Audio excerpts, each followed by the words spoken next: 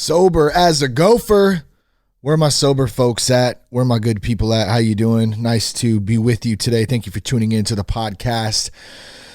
Man, it's good to be sober. It's good to be alive. It's good to breathe. It's good to be living a life that is full of ups and downs. But at the end of the day, we know so many things are out of our control. The only thing that we can control is what? Our attitude, our response, our choices that we make to fill ourselves up or empty ourselves, worrying about shit we can't control.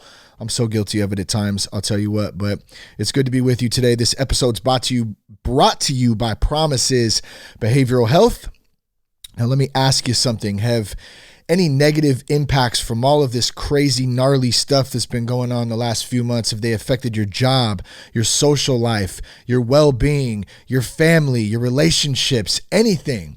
If you're struggling through the pains of addiction or mental health and you're trying to deal with life, man, there's no better time than right now to get some help.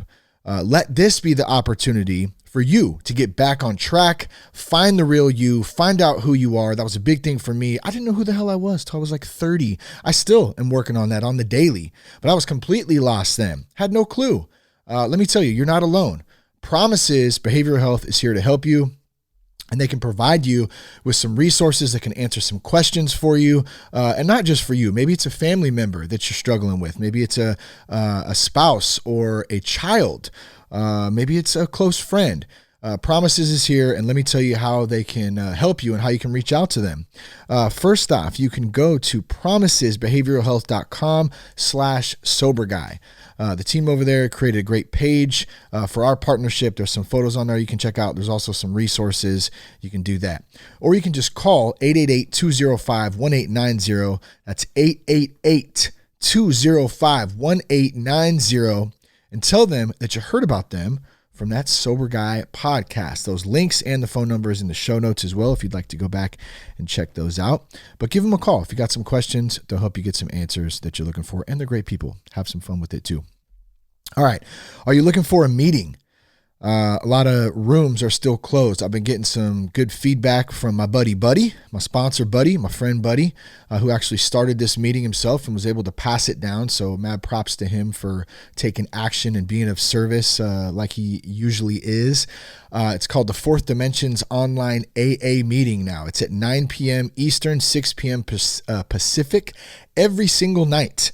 You can log in early. You can stay late for the meeting. Before and after the meeting, you can hang out. There's a good little group in there. Shout out to Scott, Big Scott, who's taken over and helped Buddy out to lead up some of the nights. I'm not sure what night he does. I don't think it's every night. I think it's a couple of the nights, but some great people in there. You got some discussion of AA literature nightly, and then a speaker every Saturday. So let me tell you how you can get into this meeting. I highly suggest you check it out. I'm actually going to hop in there tonight myself, and I'm really looking forward to it. But there's two ways you can go in. Let me tell you whatever's easier for you. You can go directly to www.zoomaameetings.com. You gotta have a Zoom account, so you gotta sign up once. You can also access it from your phone, PC, your iPad. The phone access is 312-626-6799. The meeting ID is 432-316-244. So if you're driving, if that's too much to remember, I'll put them in the show notes as well. Another easy way, if you want to just go click on the link and have the thing pop up and then get the meeting ID, if you go to thatsoberguy.com/gethelp, or if you just go to thatsoberguy.com and click on the Get Help tab, right under Promises, you'll see that information there as well. You'll have the Zoom AA meeting, nightly meeting. The link is right there, and all the info that I just described will be there as well too. Let me read a quick iTunes review, and then we'll get the show started today. I appreciate you guys too who've left reviews. If the show's helped you, if it's helped a loved one, man, feel free to go on, leave us a review on there. What do you think of the show? How's it helped you? I love reading them sometimes, and thank you for that. This one comes from looks like it's Bash Jones or Biash Jones. Biash Jones. I like that. I don't even know if I said that right. I hope I did. But in any case, got the praying hands there, the 5 stars. I appreciate that. Says, I can go on and on saying how much I enjoy your show, your guests, your humor. and how now, instead of my own voice in my head talking to me, I sometimes find myself hearing your voice in clips of your podcast, reminding myself just to keep it simple. And I really want to say thank you for helping and saving my life. Wow. And being there every time I need to hear, to just hear a positive word. I can always find your voice of inspiration and hope somewhere. Pretty rad too. Sincerely, Biash 420 Jones. Man, good stuff. Thank you so much for sharing that. Hey, you got to show up too, and you're showing up. And I love that the podcast can help be a bridge to help bridge that gap between, maybe going to a meeting, maybe finding a sponsor, maybe reaching out for help, finding some sort of start to recovery. And then also, maybe it's, I know a lot of people, they rely on the show weekly. That's kind of part of their program, and it really is an honor to sit up here and serve and to do that, man. Like carve out this time and put it out there for whoever. And I don't pay attention like I do. Like I read the review, right? And like I've had some good feedback, I guess was what I want to say lately. And it really, I got to say, man, I'm still staying humble and not tripping on it. I don't think about it too much. Man, I'm helping tons of people. I don't ever think like that. I just do what I do, and I try to stay in my lane, and I just continue trying to speak truth and put out good content, interesting stuff I'm going through, share with other guests, let them come on and share. But I got to say, it is cool sometimes to look back and hear from people. Even in the corporate show, I got a great email today. It has nothing to do with Sober Guy. For those of you who don't know, I do a corporate show for a Fortune 500 company podcast where we talk customer service and mental health and all kinds of different stuff. I got just an amazing email today from a guy who I haven't met in person but works with the company. We're a big company. And man, he was just talking about, he didn't know we had that. And it was nice to change it up a little bit. He shared it with some coworkers, really appreciated it. It was like 10 tips for mental health and staying fit during all this stuff going on, trying to work. And in any case, man, I appreciate it. I don't mean to blab too much. We're going to get started here, but thank you. I love you guys. Thanks for helping to keep me sober. Today, we're going to go over, again, I've got some good feedback that you guys like going over the Addiction Recovery e-bulletin. They got a lot of good breaking news, videos, articles, all that kind of stuff. And so we're going to go down the list today and talk a little bit about this. And let's do it. Let's do this.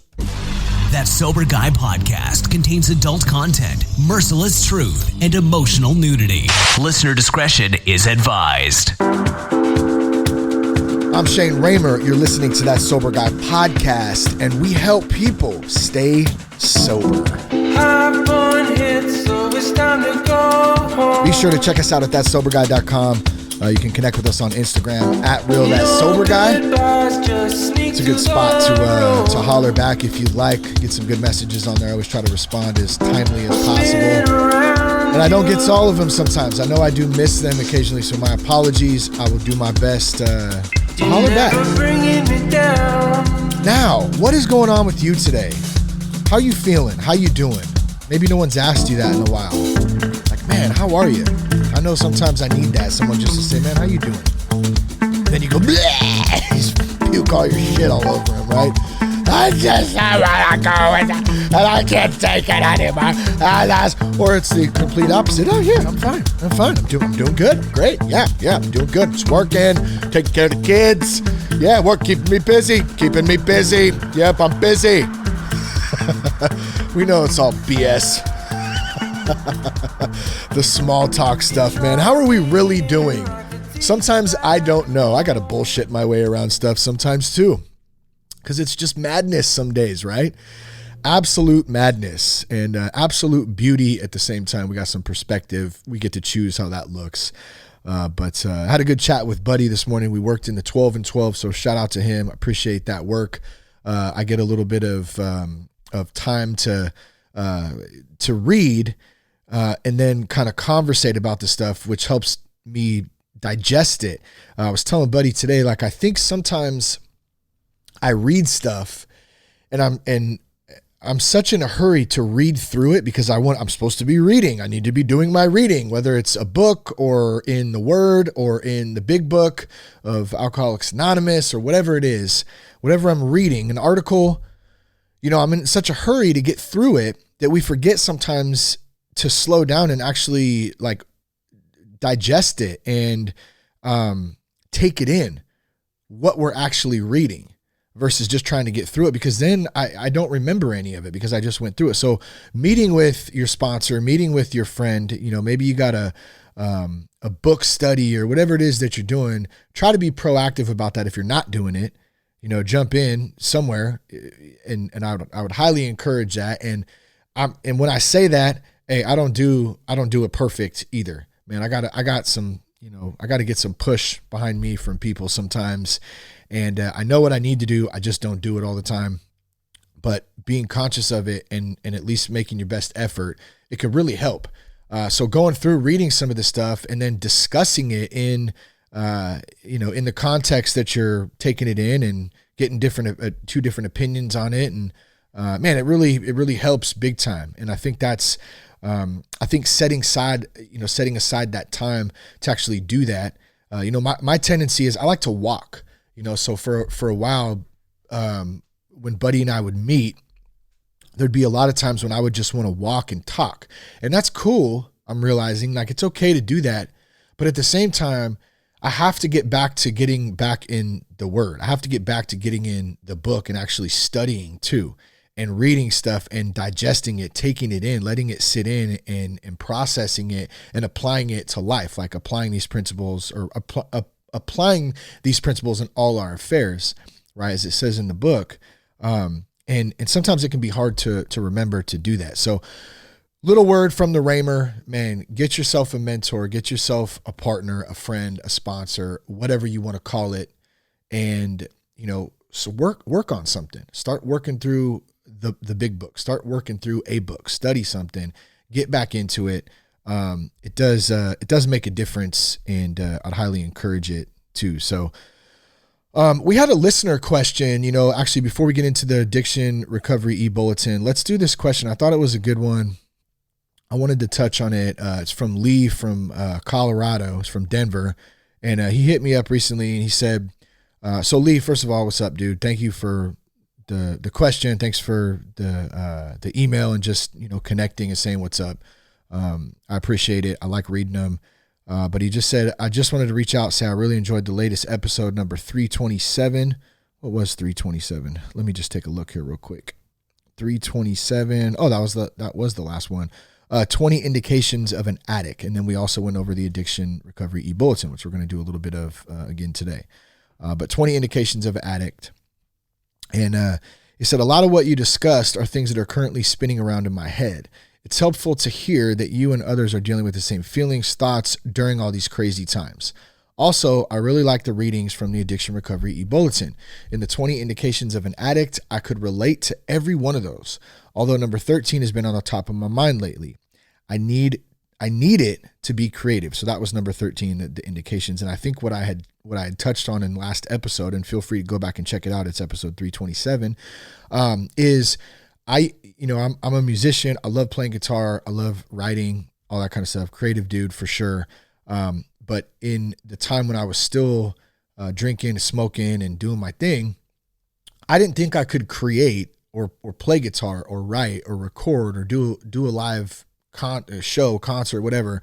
I didn't think I could do it, even being in social environments without being intoxicated. I needed it to be creative. And so that's a very brief overview of what he's talking about here. And he said, you touched on it briefly, and I personally would love to hear more on the topic. I'm a graphic web designer and also enjoy painting, drawing, just about any other creative endeavor. I've been struggling lately with the creative process. I used to drink, get high to help during those times that I couldn't get motivated or was having a hard time coming up with new ideas. I know it's not necessary in order to be creative, but curious if you know ways of alternatives. How can I kind of deal with that? In any case, Lee, appreciate the question. It's a great question. I know that there's a lot of other people who are artists who struggle with this. I struggled with it.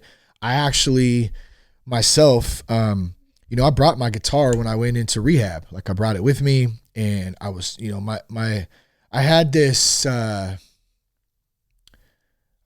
vision that, this dream, whatever you want to call it at the time, that I was going to be in the music business and I was going to be,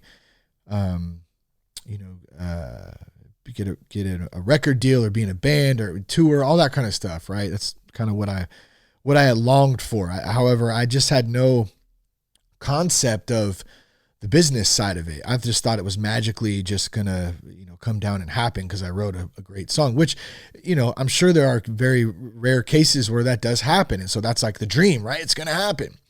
Well, it takes a lot of hard work and a lot of time. And I put a lot of hard work into drinking and doing drugs. I didn't put a lot of hard work into the business side of it, right?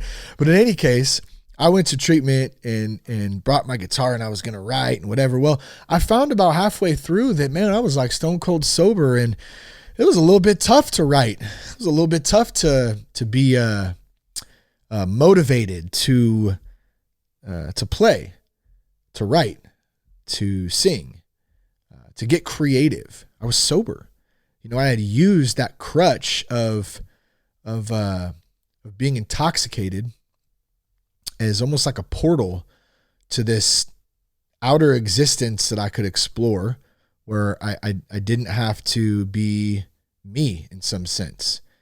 I don't really know how to describe it. I know that might even sound like a weird way to describe it. I'm not sure that's spot on, but what I do know is I was able to disconnect from reality in a sense to write. And so I think in some instances I was able, I always called it riding a wave. We used to freestyle a lot. We used to have fat freestyle sessions with my homies, from Absolute and, man, we had a couple little groups or whatever from back in the day, Chris and Roland and Joey and, Rain D and, man, all the homies, Cody B, everybody. We used to kick it and frame. So point being though, is the freestyle sessions, we would be, we'd be blazing on some blunts. And you'd get in this zone where you could ride the wave, right? You could just get on it and you could flow. And and we jam on guitar and some, whatever, if we had instruments or whatever it was, a session, even live, plugged in a lot of the time when I was in some bands, and you just jam. And so I think that I would be a liar, and I'm not advocating for this. I don't miss it. I wouldn't ever want to go back to it, but I would be lying to you and to myself if I said that there isn't some sort of connection when you're doing that stuff that allows you to be creative in some sense. I actually believe that there is. Now, is it healthy to do that all the time? Absolutely not. At least it wasn't for me. That said, when I want to choose this sober life now, and I think it's important to acknowledge that real quick too, before I move on. I think it's okay to acknowledge, to say, you know what, there was a connection that I had when I was high that I was able to write and I was able to get creative, versus what I did for a minute for the first couple of years is try to stuff it down and act like it didn't exist. Like there was no, and I'm, like I said, again, I'm not advocating for that, I wouldn't encourage somebody to go do that, but at the same time, I have experienced it and I know that there are certain levels of it. And so I think it's important to help move on from it, to actually acknowledge it instead of stuffing it down, is all I'm saying. Now, that said, there is a way, there is plenty of opportunity, plenty of space to be able to be sober and write and create and draw and, whatever it is that you do as an artist, to do that. There's plenty of sober people who are artists, who are performers, actors, musicians, writers, whatever they do in their art, that can do it without being intoxicated, and they can still ride that wave. So the point here is, how do we find that? Where do we find access to that? Now, I don't know exactly for you, because I'm not you, whoever's listening, or if I'm speaking specifically back to Lee, but here's what I do know is that for me, what happened was I found another outlet. It actually wasn't music for me anymore. Now, do I still play the guitar? And I haven't written anything in a long time. Actually, a good homie of mine, Chris Carroll, who we've done a lot of music together. And if you ever want to go and check out some of Shane Raymer's music or Chemical Diet, you can go on iTunes, just type in Chemical Diet. You can check it out there. I think there's a couple singles I put out too. If you're ever curious, there's some good stuff on there for sure. But it's just, mind you, it's in the days when I was still partying like crazy and it was a whole different life for me. which in some cases is cool because it's like this diary of my life addicted. At the same time, I haven't written anything in a while. Chris had hit me up, said, "Hey, let's do something." And I was like, I want to try to do that. I still enjoy doing it. Time is of the essence these days, so it's hard to find time to do that kind of stuff anymore. But anyways, here's my point. Here's my point to this. I found after I got sober that I thought I previously wanted to be in the music business, and I wanted to try to be this musician and make a living at it and all that stuff. I found that I wasn't as passionate about that as I thought I was. And for me, that's actually what led me to podcasting. So I found something similar that I like to do that was still in media. It was still in production. It was still recording, still being on a microphone. But it was different. Now it was talking, and it was talking about something that I was passionate about, recovery and staying sober. It gave me a purpose. It gave me a project to start. I was 6 months out of treatment when I started Sober Guy. And so there are ways to connect, but you got to find, I think, if you're still passionate about that, and if it still speaks to you like it spoke to you before when you were intoxicated. For me, it didn't. It wasn't the same. Now, it's not to say that I quit doing that and that I don't love it anymore and that I don't do it occasionally. Obviously, like I said, I don't do it as much. I don't bust. I got a Taylor Big Baby that is really fun to play. Got some great action on it. I love ripping some little blues riffs. I'll pull it out here and there, mess with it. Sometimes me and Cash get it out, and he's got his little congos, and we mess around.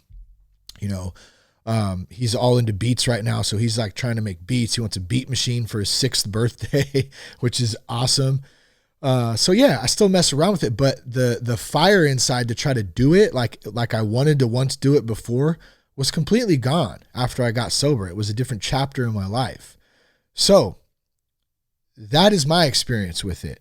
It doesn't mean we quit, but I think I had to kind of reconsider and reevaluate what was important to me, what I enjoyed to do about it. And maybe this, maybe getting sober is in that exchange or that time period where you're changing. That's an opportunity to transition into a new chapter, into something new that is maybe similar, or maybe it's completely different. Who knows? Like what is it? What does that creative space look like now that you're sober? Now I can sit and be sober as a gopher, as E40 would say. I think I said it earlier. I can't remember what song that is, but I heard that the other day and I was cracking up.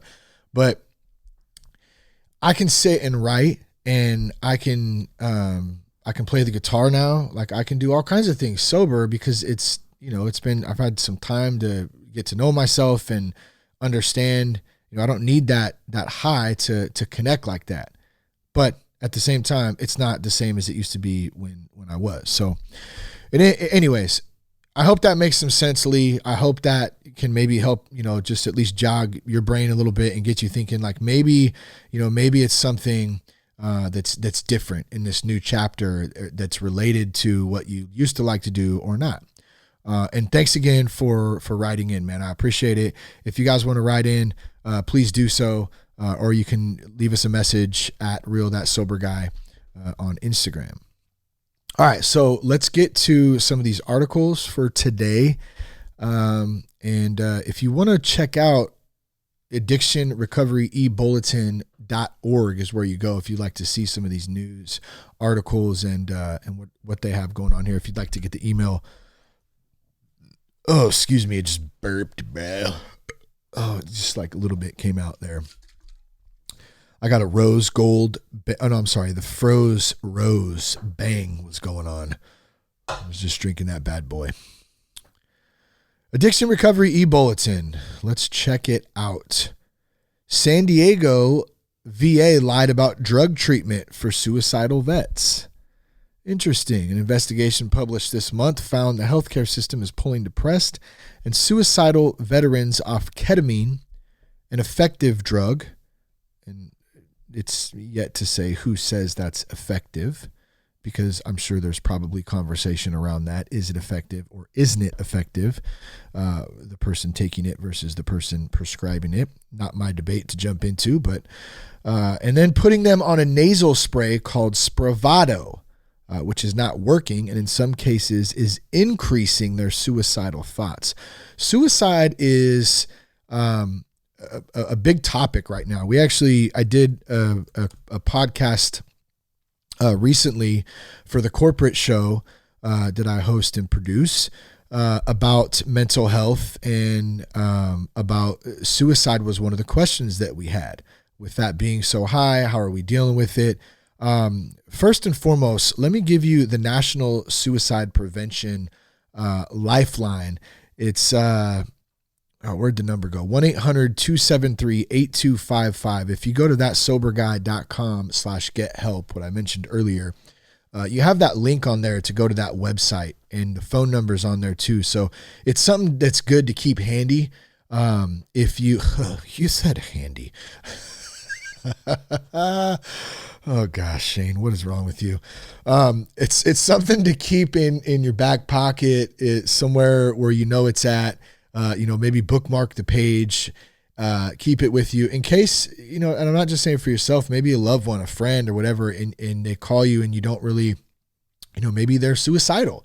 Maybe they're mentioning things. One of the things that the counselor that I spoke with about this topic on the podcast had mentioned was, just to listen, and to listen for the signs, hopelessness, giving stuff away, talking about suicide very openly, maybe joking about it even, and we got to be discerning about, taking it serious at the same time too, but just being an ear, letting the person know that you care, that kind of stuff, can go a long, long way. And just being there and talk to, a professional, talk to somebody who is, someone that can give you some professional help at some point if that needs to happen. And you can probably do that through this through the National Suicide Prevention Hotline. You could find, and then Promises, of course, has some great options there too.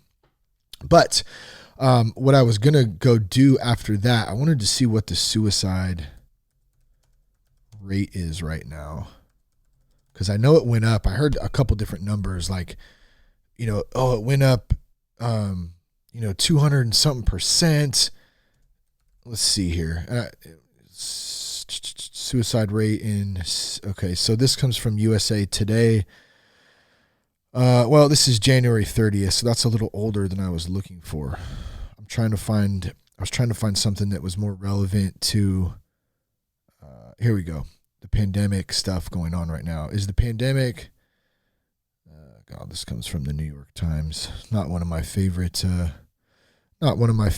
platforms to read from, because it's kind of uncertain on, I'll leave it at that. Just not one of my favorites. But in any case, is the pandemic sparking suicide? It comes from a New York Times article, and I'll put the links. Let me just do that real quick and put the link in here so I don't forget.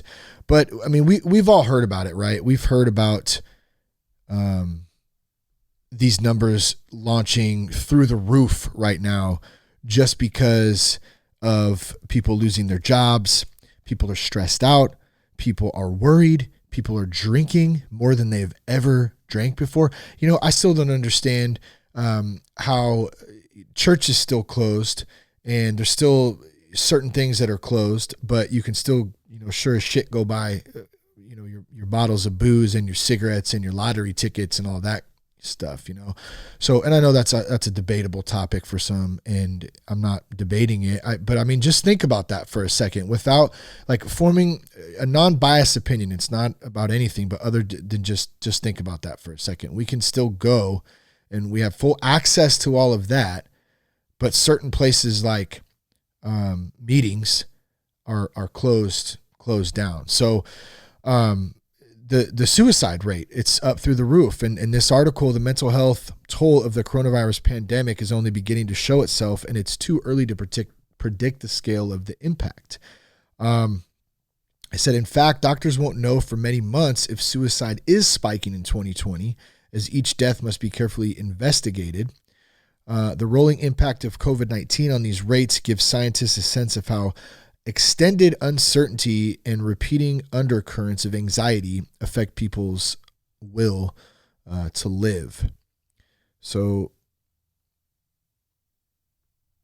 where did that go there? The earliest signs of whether the pandemic is driving up suicides will likely emerge among those who have a history of managing persistent waves of So in any case, I didn't get any information or any help for you in that article, so my apologies. Here we go, June 11th. Let's see this. I just found something else out here. Well, I don't know if I found out. Okay, here we go. Maybe this is something that's a little more recent. Let's see, come from the middle of May. We're living in a time of urgency. Suicide is a global leading cause of death with the staggering loss of 800,000 lives each year to suicide. Wow. The WHO, what are you doing? What are you doing? You got to do that. And the United Nations have adopted action plans focused on mental health and suicide prevention. Let's see. Presently, 40 countries have enacted national strategies to prevent suicide. A recent study accounting for population growth found the global rate of suicide has actually dropped by 32.7% over the past 27 years.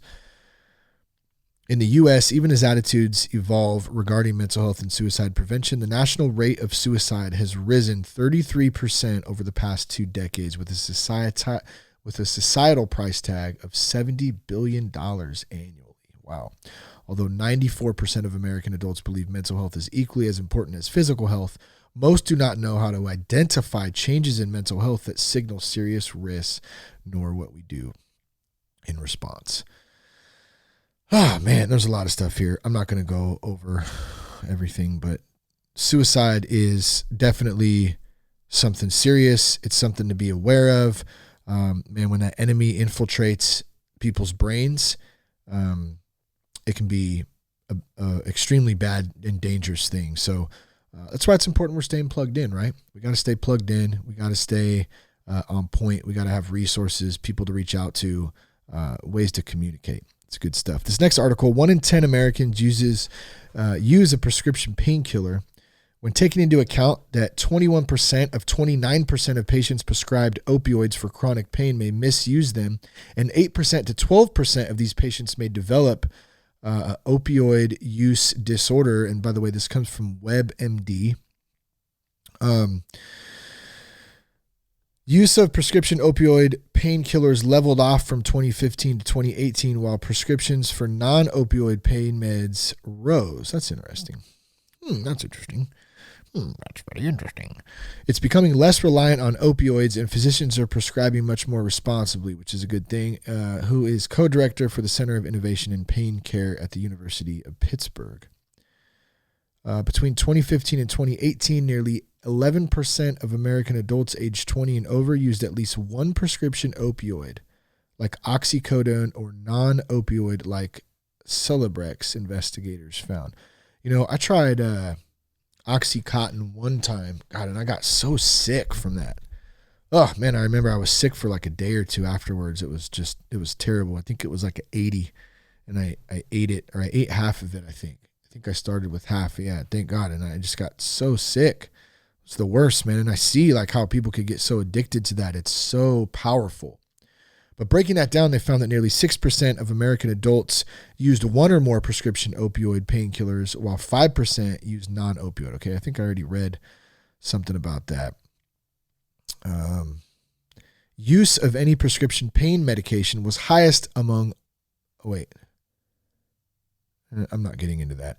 Between 2009 and 2010, and between 2017 and 18, there was no significant change in the use of prescription opioids, while the use of prescription opioids rose.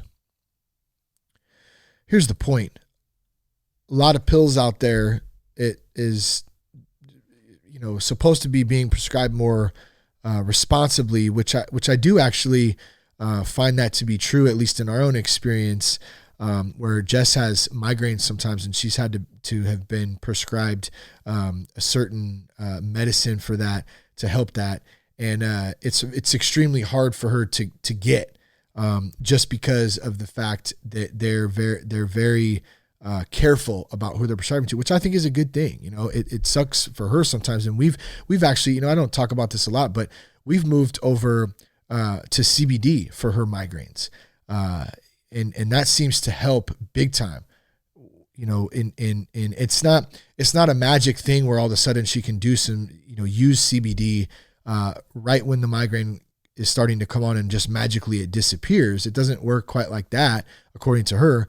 But what she says, the way it works, instead of pain pills, and this is, in the last couple of years or whatever, having to in the last year, maybe 2 years, transition over from the pain meds for that, is instead of magically going away, it eases it. It eases the stress. It eases the tension. It eases the pressure on her head, on her brain, on the migraine itself, to where she can kind of still function and maybe lay down and have it slowly go away, versus the pain meds, which, they can sometimes, not all the time, according to her, immediately take the pain away or fast. But man, the aftermath of that is way worse almost than the migraine, because for a day, maybe 2 days afterwards, just grogginess and feeling terrible and moody, all that kind of stuff that those do. So, man, the prescription drugs, gosh, they're a tough thing to get off of. They're a tough thing to, use safely for people who have to use them for surgeries and kind of stuff. I mean, I stay way clear of them. But still, I know that it's an issue for a lot of people still. And, it's good to know, I guess, at least that maybe, they're not being as prescribed as often, and some of that is starting to be scaled back a bit. It's a wonderful time to be Leslie Jordan. Early in the pandemic, Mr. Jordan was with his family in Tennessee before returning to his home in Los Angeles, where he's been hunkered down amid protests. Sober 22 years. All right. I'm not sure too much about that one. Let's move on. The feeling is mutual. Fan mail from Leslie Jordan. Compassion and civic duty. How does a community help get people off drugs during a pandemic? Some patients would go to meet with counselors and get prescription medications like buprenorphine to treat opioid addiction. Others needed harm reduction supplies like clean needles and naloxone, the drug that reverses opioid overdoses. Let's see what this is about. More on, we're going to go to KQED here.org. KQED, one of my favorite stations. I used to watch Sesame Street on back in the day over at Grandma's house. You know it. Before the coronavirus, patients would drop into Arlene Brown's clinic to treat their drug addiction whenever it was open. If they feel like they're in a crisis or they feel like they want to relapse, they know where they have access to our team anytime, said Brown, recovery support navigator at Northern Inyo Hospital in the eastern Sierra town of Bishop. Some patients would go to meet with counselors and get prescription medications like buprenorphine to treat opioid addictions. Others needed harm reduction supplies like clean needles, the drug that reverses opioid, the naloxone. There was a weekly support group. Hot lunch, leftovers usually available, but since COVID-19 upended daily norms, there's no lunch and there's no group, and there's no dropping in anytime you need to. So, this is what I was talking about earlier is, and I've talked about this in previous episodes too, as we've kind of tried to figure out how this is affecting all of us. We're shutting down things, and I know there's a lot of fear involved here. And that's guiding a lot of people's decisions and what they're doing and what they're reading and what they're looking at. But when does it get to a point where the fear, or the pandemic, the results of that, of shutting things down and all the social distancing and whatever, when does it get to a point where the repercussions of that are almost worse than that itself, like suicides, people not being able to go into these clinics, people not being able to get the help they need to go to meetings, addiction rates, relapse rates through the roof. Like, when do we have we had an honest conversation about some of this stuff? Have we looked at it? And I'm sure there has been. I don't have nearly enough time to go through and look through everything and hear everything all the time. But I have been trying to bring that topic up a little bit about, like, man, are we doing, like, you have, I think it's a 0.02% chance of dying from COVID, right? And we know that there's been tons of tests, and more people are getting tested, and that's why there's more people showing up with it. We also know, I read on CDC website today that when you get tested for this, they're testing and they're counting. They're counting even if you've had the normal, an old coronavirus in your body. So if you have just the cold, you have the antiviruses. And I don't have the article in front of me. I should have kept it up, but I can put it in the show notes just in case you're interested in looking at it. But it came directly from their site on how they're counting this. So I'm not here to debate that. Point being is the death rate, and it's sad, it's a real thing. There's people dying and that have died, and I'm not being insensitive to that one bit. I definitely want to be the utmost respect to that. But when we're looking at comparison by numbers on the amount of people that are dying from suicides and relapsing and not being able to get the help they need, the mental health is a huge issue right now. Like, when do you start to look at that and go, man, are we just, like, is this worse? Is this creating a worse pandemic itself? I think that's a fair question, to ask. But in at the center of the shit, go back to the article, many of these familiar routines of people, man, my phone keeps going off the hook right now, and it's, let's see. I'm going to have to call that back. Many of the shift is to maintain a sense of community, which Brown says is key to addressing addiction. At the same time, best practices urge people to keep their distance. So, yeah, I mean, we can keep distance safely. We can do all the safe things, wash our hands, all that kind of stuff. But, if people are fearful to go out, if they're fearful to be in public, there's all kinds of precautions that people are doing and using, and to each his own on that.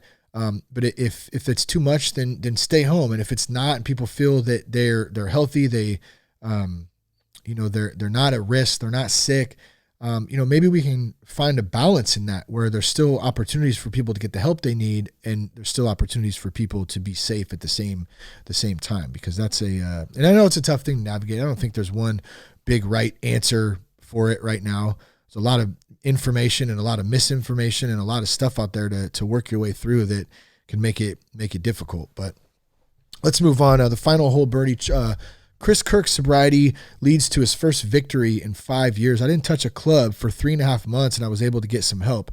I think my alcoholism may have happened to me no matter what, but part of it was being on the road away from my family and trying to maintain a high level of playing became too much for me. So congrats to Chris Kirk, man. That's kind of what I was talking about earlier with the guitar and stuff, man. When you get sober, sometimes you got to put something down for a while until you find yourself enough to get back on and start to do what you once loved to do, whether it's the same thing or whether it's something different.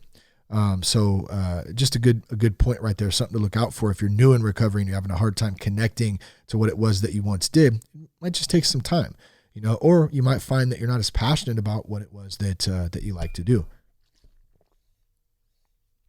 Gang of 12. Sober Squad promotes healthy living for ex-addicts. Let's see, this comes out of Echo Press. The Sober Squad is a group of recovering addicts that meet in and out of Narcotics Anonymous and Alcoholics Anonymous meeting. The goal of each group is to provide shoulders and addicts to lean on when times are tough. It's probably a good resource there. You can check that out at Echo Press. You can check it out on the Addiction Recovery e-bulletin website as well. Sobriety is different when you have a co-occurring mental illness.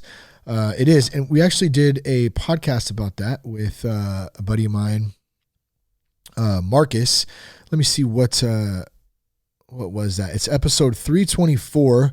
The Truth Behind Dual Diagnosis, Marcus Mersham, and he's got a couple of books out, Junk Knowledge, to give a shout out to him, and then The Darkest Chapter, A Messy Guide to Dual Diagnosis. And I just bring that up because we recently talked about this, and he explained a little bit about it, and he explains it in the book. So it's another resource you can check out. But it says it's tragically common for those who deal with mental illness to self-medicate with alcohol and drugs out of desperation for relief.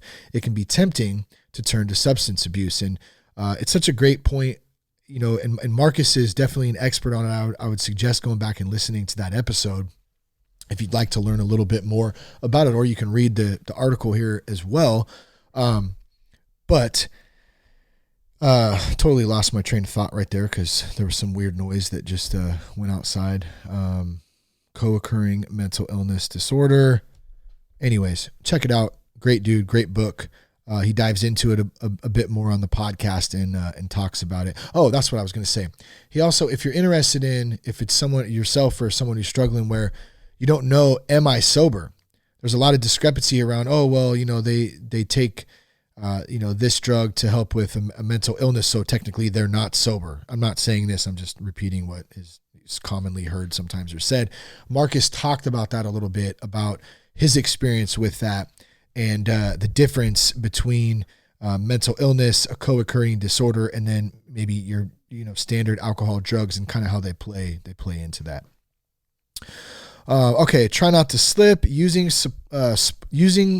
sports to prevent drug abuse. Oh man, this is great. Research has shown that sports do more than help a person in the physical aspect. Engaging in sporting activities can teach a person and help them develop analytical, strategic thinking and leadership skills.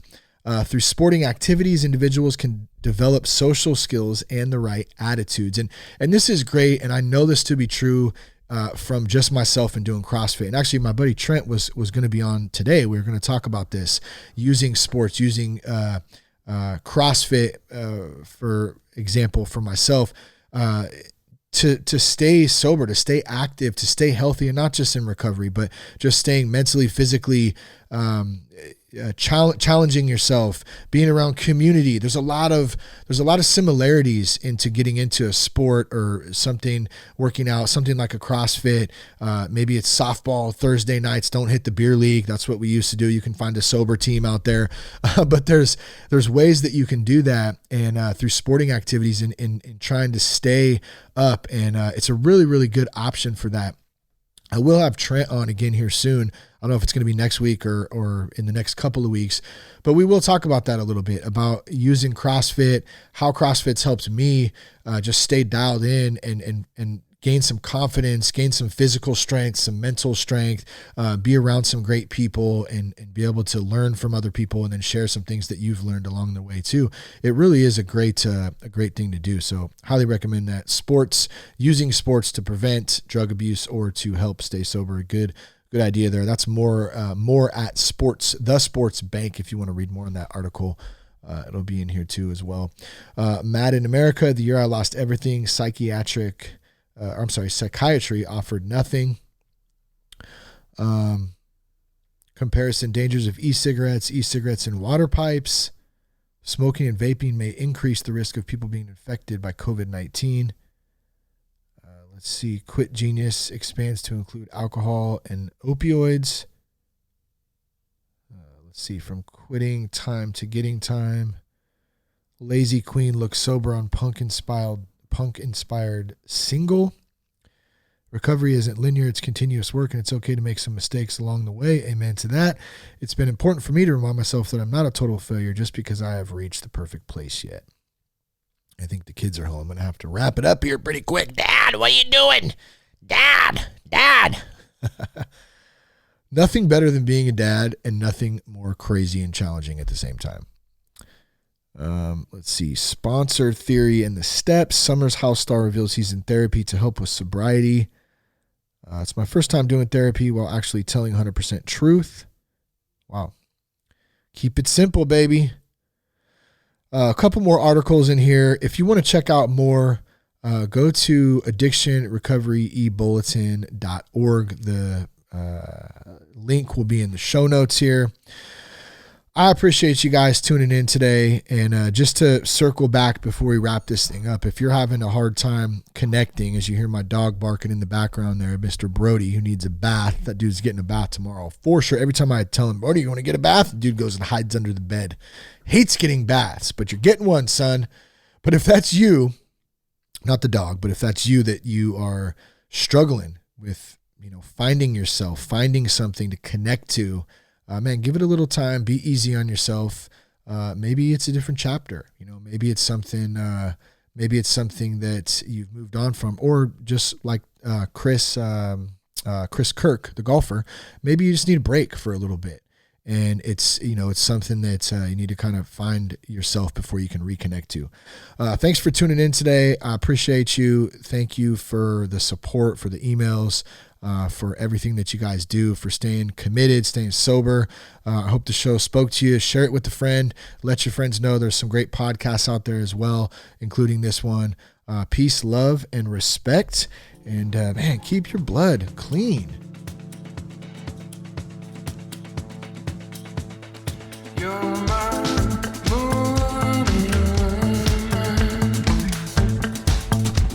By the way, check us out at thatsoberguy.com. Connect with us on Instagram at realthatsoberguy. Go to promisesbehavioralhealth.com/soberguy if you want some help. You can call 888-205-1890. If you're looking for a meeting, go to thatsoberguy.com/gethelp. There's a meeting finder on there as well as the Zoom meeting. Also, last thing, if you want how to navigate the first 90 days of sobriety digital course I put together, go on there and check that out too. I love you guys. Thanks again.